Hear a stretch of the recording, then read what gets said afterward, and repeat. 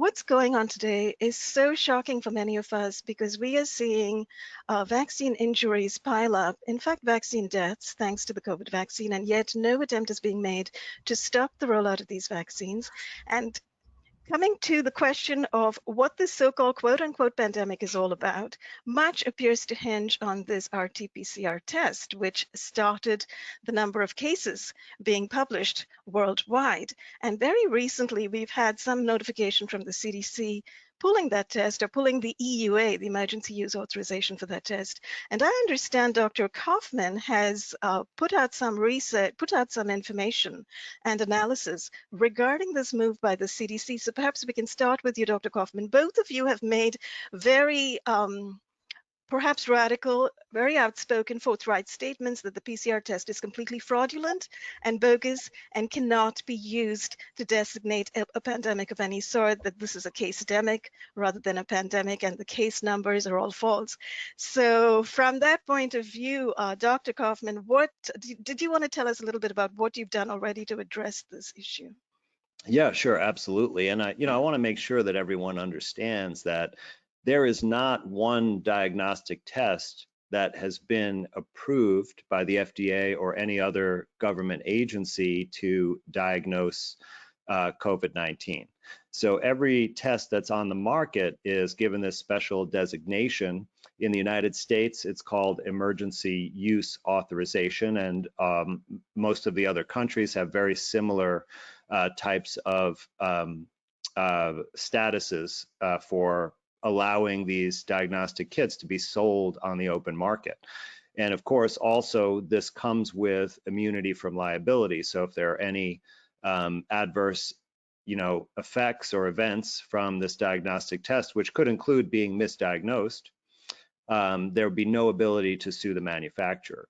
So it's really important to know this, because in order to receive the emergency use authorization, there are certain conditions that have to exist. For example, there has to be a state of emergency, and there has to be no alternatives that have been shown to be effective. Okay, so those are the conditions, and certainly there is no diagnostic test that's effective because there has never been a test that's actually gone through what's called a validation study.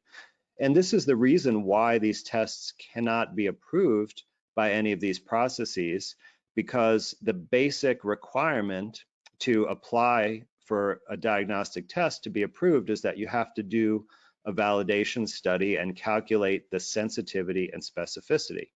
And those are essentially important variables that we need to know for any diagnostic test, and they're based on the error rate of the test. So what a validation study is basically you have to show that this test measures what you say it measures, right? To show that it's actually valid. And this is a standard type of experiment. And in fact, normally if you develop a new diagnostic test, it's the first experiment you do, because if there is no validity, then there's no point in expending any additional resources to develop that test as a product. So in order to do a validation study, what you, according to the medical literature, you have to compare your diagnostic test results to a gold standard. And the gold standard is the one test that you know with virtually 100% certainty recognizes the condition that you're looking for with the diagnosis. So like, for example, if you wanted to develop a test to tell if someone's pregnant, the gold standard would be that you wait 9 months and a baby comes out, because if no baby came out, there was no pregnancy. You might have a miscarriage, okay, so you have to account for that. But in general, right, the baby has to come out somehow if you were pregnant. And if you're not pregnant, no baby will come out. You could also, just wait till your next period and know that you're not pregnant, but you have to get that gold standard, right? Did you have your period, or did a baby come out in 9 months? And then you can compare the test with that and know exactly how accurate it is, right? So if you did it where you swing a pendulum, for example, and if it goes, north-south, they're pregnant, and east-west, they're not pregnant, you'd expect about 50% of the time for it to be correct, with an error rate of 50%, because it's just due to chance. and then you'd know that's not a good test. So you should just go back to the drawing board. So if you're going to develop a diagnostic test for a virus, and especially to show that that a person is ill from the virus, then the gold standard would be that you have a population of people with the symptoms of the illness, and then you do the gold standard for virology, which is the so-called virus isolation. Now, of course, I've been a major critic of the virus isolation procedure because it's not actually isolation. It really should be called a viral tissue culture. But according to mainstream virology, that is the gold standard to identify the presence of a virus. So in order to do a validation study of one of these tests, according to mainstream virology, even not according to my standards, but according to the mainstream virology, you would have to compare the results of that test to the virus isolation tissue culture procedure. So the way that would look is you'd probably take maybe about 1,000 patients, which should be really easy because we've been told that millions of people worldwide have this illness. So to find 1,000 should be very easy.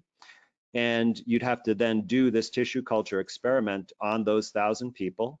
Now that might take a little bit of time. You might need multiple labs doing it together, but the experiment itself only takes about 2 weeks. So it's not really something that would delay any substantial amount of time. It should be relatively easy to do. There are at least 6 labs around the world that have done this procedure for SARS-CoV-2, so they already have practice and experience doing it, and it should be a rote matter to just carry out this research. And then on those same 1,000 people that have done the virus isolation, then you do also the proposed diagnostic test. So it could be the PCR or another test. And then you compare the results of that test to the results of the virus isolation tissue culture. And if they agree, 95% of the time or more, then you probably have a pretty good test. And you'd say, okay, that there's a 5% error rate. And then you could calculate things like sensitivity, which is how good it is at finding something in a population, even if it's infrequent. And then the specificity is how specific is your result. If your result's positive, are they really positive? And if your result's negative, are they really negative?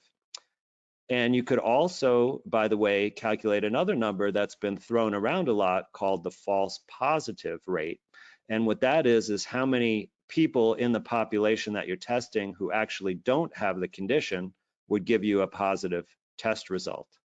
And you could see that, like, if you have a large population, that number, even if it's a small, it could affect a huge number of people.